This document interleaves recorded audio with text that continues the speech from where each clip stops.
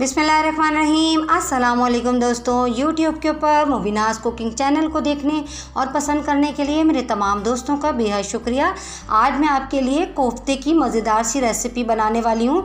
ये लखनवी स्टाइल से आज हम बनाना सीखेंगे। तो चलिए इसको बनाने के लिए जो जो चीज़ें चाहिए हम उसको नोट डाउन कर लेते हैं। दोस्तों वीडियो को लास्ट तक देखिएगा और अगर पसंद आ जाए तो लाइक्स भी कर दीजिएगा।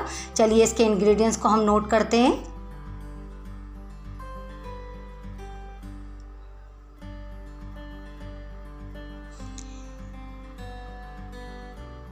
3 अदद प्याज का मैंने पेस्ट बना लिया है। 3 टेबलस्पून लहसुन अदरक का पेस्ट, आधा कप दही और आधा किलो मैंने बीफ का कीमा ले लिया। इसको अच्छी तरीके से वॉश कर लिया है। 1 अदद तली प्याज और 1 कप हरा धनिया, 2 हरी मिर्चें, 1.5 टेबलस्पून धनिया, 1 टीस्पून हल्दी, 1 टेबलस्पून लाल मिर्चें, 1 टेबलस्पून नमक और 1 टेबलस्पून तिल और 1 टेबलस्पून साबुत धनिया, 2 टेबलस्पून साबुत रोस्टेड चने, 3 से 4 साबुत लाल मिर्चें, 1 टीस्पून जीरा, 1 दालचीनी, 1 बड़ी इलायची, 4 छोटी इलायची, 10-12 काली मिर्चें और 4-5 लौंगें।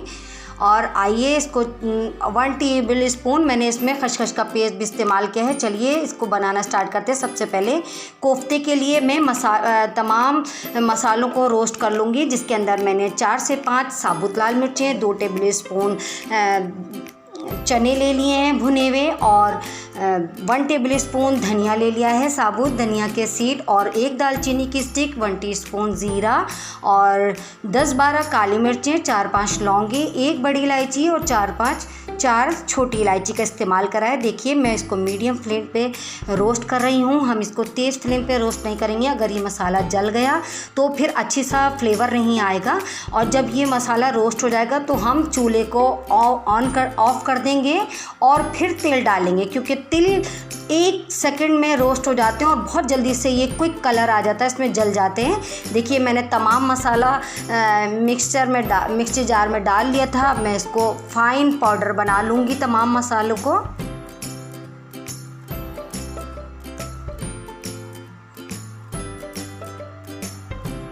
देखिए मैंने अच्छा सा फाइन पाउडर तैयार कर लिया है मसालों को रोस्ट करने के बाद।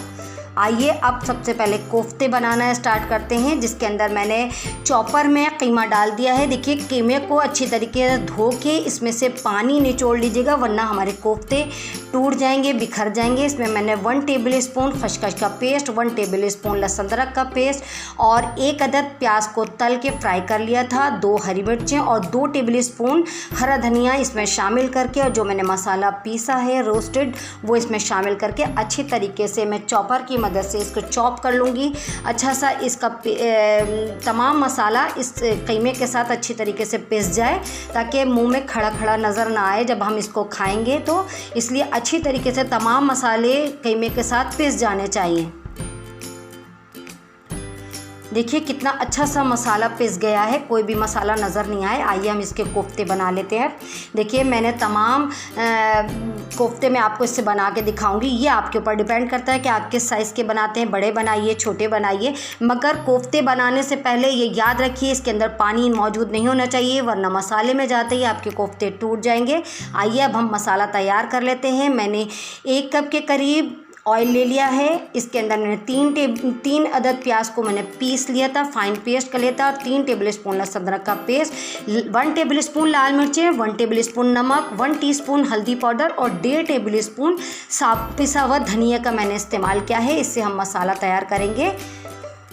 कवर करके देखिए मैंने 5-10 मिनट पकाया है और देखिए अच्छी तरीके से मसाला भुन गया है, बहुत अच्छी से खुशबू आ रही है और तमाम ऑयल भी ऊपर आ गया है। तो इसमें हम थोड़ा सा पानी शामिल करेंगे ताकि मसाला जले नहीं। आधा कप के करीब मैंने इसके अंदर दही शामिल कर दिया है। इसके साथ अच्छी तरीके से मैं भून लूँगी। इसमें थोड़ा पानी मैं और शामिल करूँगी। इसके बाद हम इसमें कोफ्ते डालेंगे। थोड़ा सा पानी पहले शामिल कर दें ताकि कोफ्ते जल्दी से मसाला भुने नहीं और जले नहीं। इसको मैं कवर करके 5 मिनट पकाऊँगी।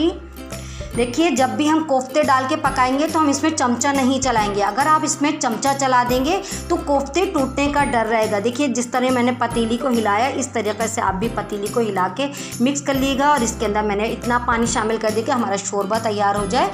ज़बरदस्त सा मेरे कोफ्ते की रेसिपी बनके तैयार हो गई है, लखनवी स्टाइल की। आप इसको रोटी के साथ चावल के साथ सर्व कर सकते हैं। दोस्तों, अगर आपको मेरी रेसिपी पसंद आए तो मेरे चैनल को ज़रूर सब्सक्राइब करिए, बेल आइकन को दबाना हरगिज़ मत भूलिए ताकि हर आने वाली न्यू रेसिपी का नोटिफिकेशन सबसे पहले आपको पहुँचे। और मेरी वीडियो को शुरू से एंड तक देखने के लिए थैंक्स फॉर वॉचिंग। अल्लाह हाफिज़।